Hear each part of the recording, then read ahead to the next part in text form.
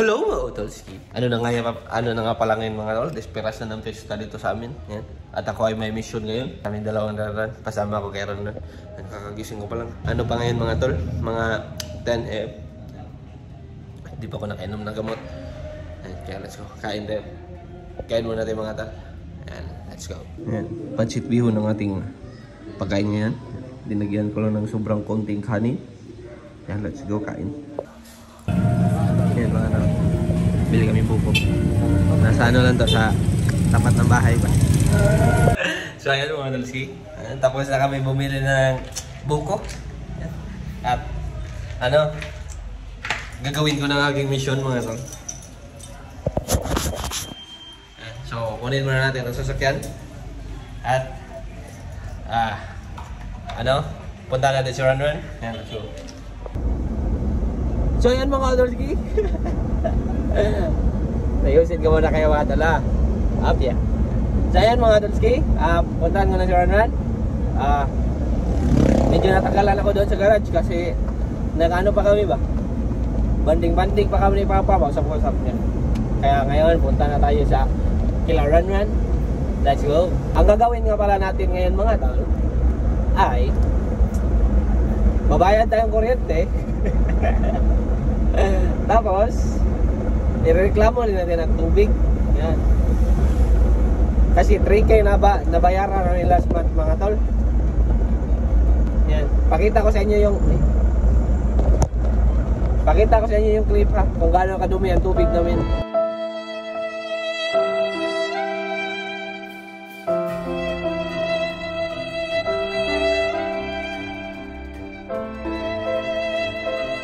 So ganyan kadumi ang tubig namin mga tol, ganun kadumi. Pero yung bill namin 3K. Tapos wala na kaming tubig niyan mga tala. Wala na kaming tubig niyan kasi sobrang dumi na na-plug na yung kwentador. Ayun ang tumulo. Sabi bayad. Kaya let's go mga tol. Punta natin sa Ron. Goodbye. So ayan mga Dolski. Yan, nakabayad na kami kuryente. Yan, dito ang desisyon nun. Yan, at alam nyo ba mga tol, na ako ay nagdala ng gamot at tubig nung kinukuha ko itong sasakyan. Yan, at nasa motor pa rin siya mga tol, kaya balikan natin. Let's go. Ayun ko. At umuulan nga din pala mga tol. Ulit. Yan, let's go.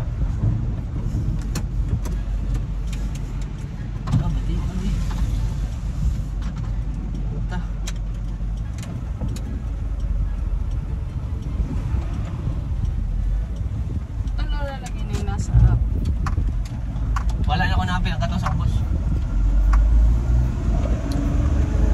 Mana. Ayan mga tol. Grand Mall muna kami mga tol kasi breakfast pa nila daw. Ayan, let's go. Breakfast eh? Lunch mga tol, lunch. Ayan, let's go. Ayan mga tol, snack muna kami. Lam rice. Let's go. Ayan mga tol, shawarma rice. Cucumber lemonade. Kain. First bite mga tol.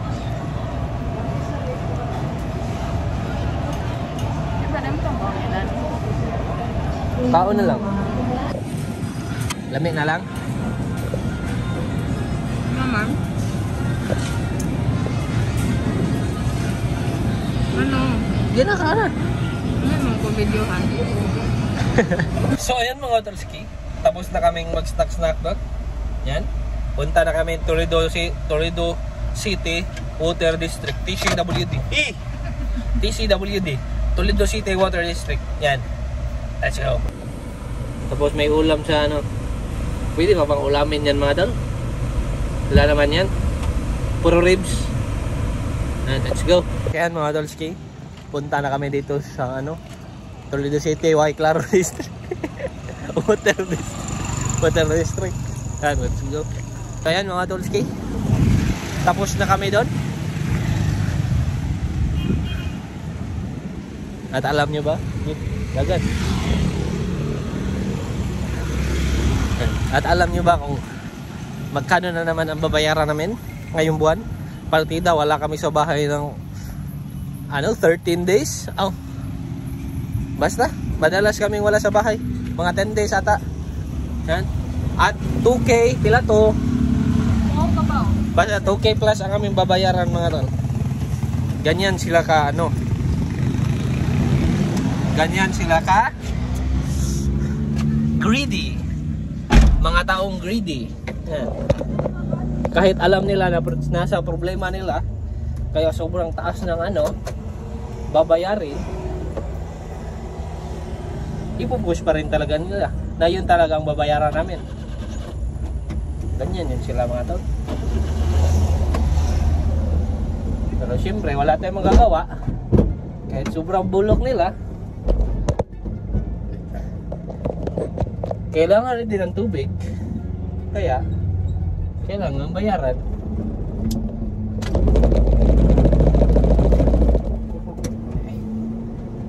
Iwas ka dito. Yan, let's go. Uwi na ta.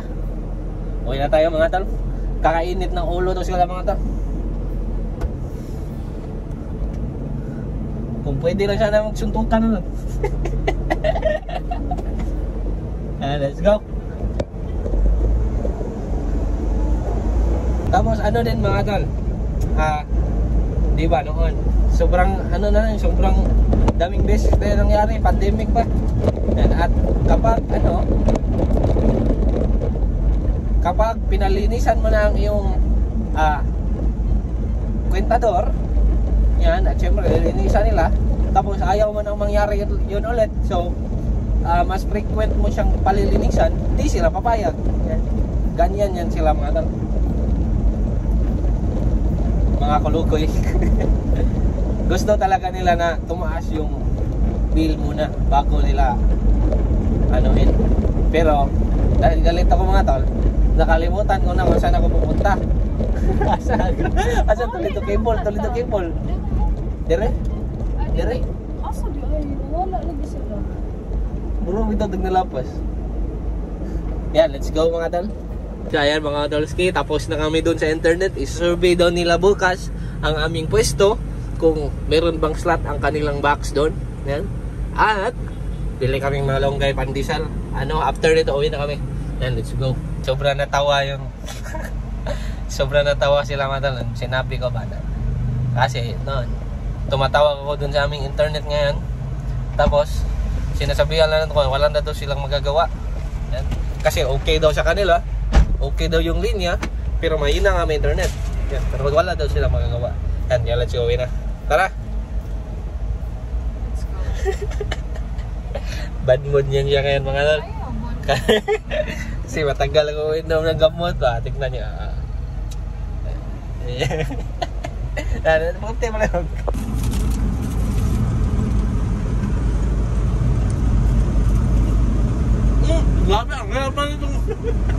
Bahay na nga pala kami mga tol. Tingnan, kita niyo yan. Ilang beses umiyak si Arlo niyan. Ilang beses umiyak si Arlo kasi kala ni Arlo kami yung nagpo-post. Umiyak siya. Pero hindi kami yung salarin mga tol. Yan. Yan, so yan mga tolski. Inom tayo buko. Kain din kasi meron yung mga ano. Kami yung nagkudkod dyan. Nagkudkod. Nagkuha ng meat ba? Yan. 20 pesos. Ada bayaran namin dito 200. Yan. Hindi na natin pinalagyan ni mama ng condensed kasi bawal tayo. Yan, let's go. Inom mga tol.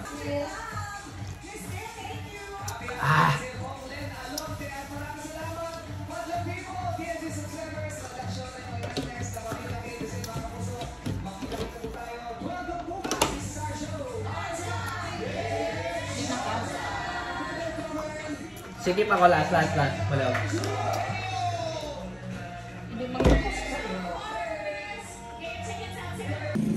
Ayan mga tolski, kumustahin natin ang ating kalamansi.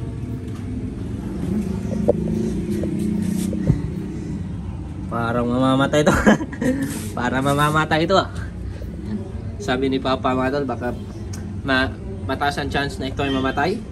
Kasi kakaano lang daw niya, kakawarkot lang daw.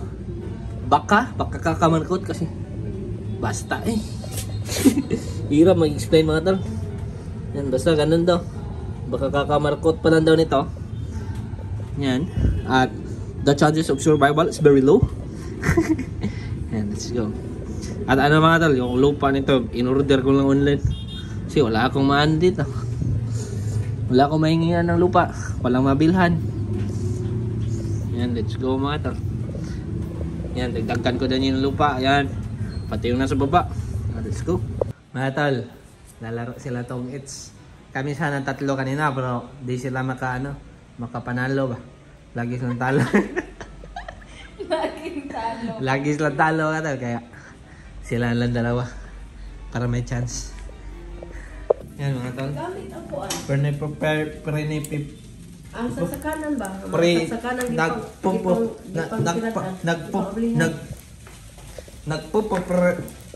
Nilabas na nilalagyan nila ng gamot. Hinanda na niya para hindi ako makalimot. Pipili siya. Let's go. So ayun mga Dulski, atin ko na si Ronald. Let's go. Mara to. Dami ng tao dito sa labas, mga tingnan niyo. Sana kayo ako magpapake. Tana? Mga tol, natin ko na nga pala si Ronald. Grabe yung mga motor mga tol. Yan, yung mga nasa loob, di na yan makakalabas. Tapos sila yung nagda-drum dyan. Paingay-paingay naman para dumami yung tao. Pero ano mga tol, nung mga last na kita-kita pala nila ako dito, yung mga last na disperas ng fiesta, mas maraming tao. Paano? Paiksi ng paiksi. Pakunti ng pakunti dahil. Pakunti ng pakunti ang mga tao. Kaya let's go. Yan, may sasakyan pa doon. Naka-alarm na.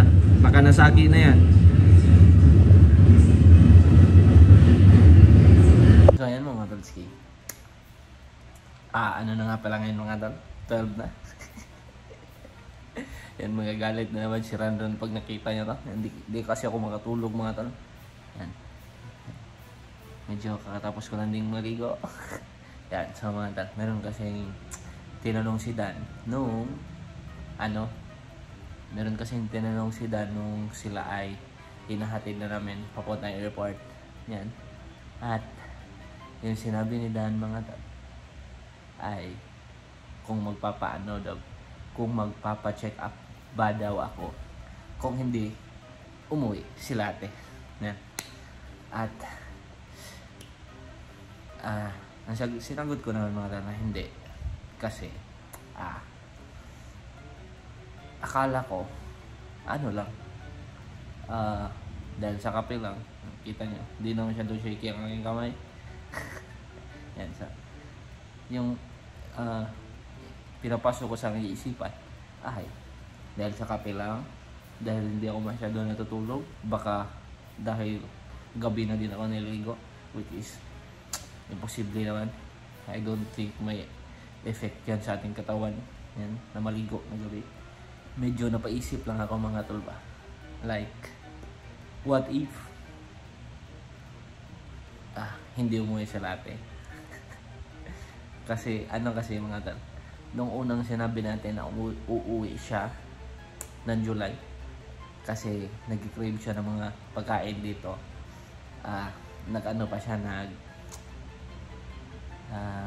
nagpaalam pa ba kay Dan, like kung papayag ba si Dan.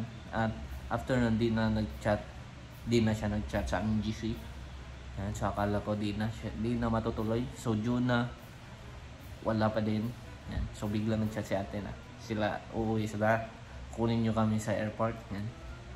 At yan, so balik tayo sa ating topic. Yan, so napapaisip lang kung mga tamba, what if hindi sila umuwi. Kasi ako, alam mo naman, di ako magpapacheck up. So what if lang naman mga tol, no? Baka kasi sabi nung doktor, yung ko daw ay may fatal na daw.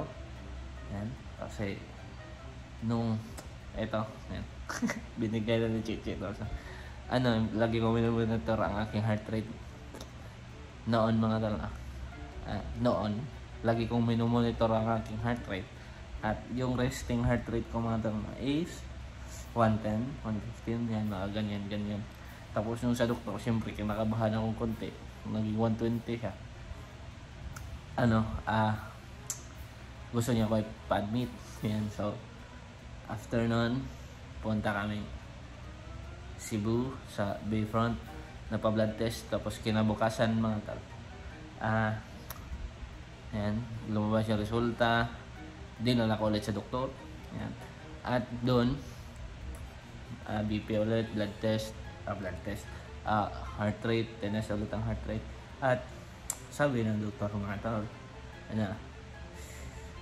yun nga, medyo like, fatal, it could be fatal, like, ano bang term dyan? Basta, yan, so, fatal, so, pwede akong, ito yung sinabi ng doktor, pwede akong, mawala biglaan, mawalang biglaan mga talo na. Yan. So, my heart might stop kasi, sabi niya, yung heart natin ay muscle din at kung masyadong napapagod ay may tendency, may chance na huminto. Yan, so sana wag naman. Sana wag naman mga tala. Yan, pero ano lang ba? Balik tayo sa tanong. What if hindi umuwi sila ate? Tulog na ako mga tang. Kasi magagalit na naman ang mahal ko sa buhay. At hanggang sa muling pagkikita mga tala, paalam. Let's go.